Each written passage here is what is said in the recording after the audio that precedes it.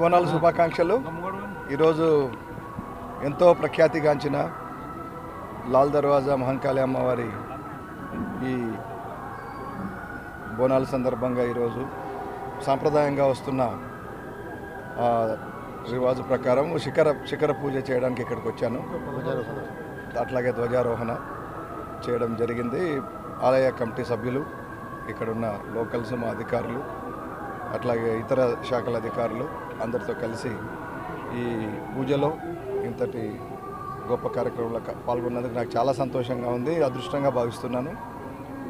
లాల్ దర్వాజా అమ్మవారి ఆశీస్సులు అందరికీ ఉండాలి. ఈ రాష్ట్రం చాలా వేగంగా అభివృద్ధి చెంది ప్రజలందరూ సుఖ సంతోషాలతో ఉండాలని కోరుకుంటున్నాను. అట్లాగే ఈరోజు కానీ రాబో రోజుల్లో వచ్చే బోనాల బందోబస్తులన్నిటి కూడా మా శాఖ పూర్తి సన్నద్ధతతో ఉంది.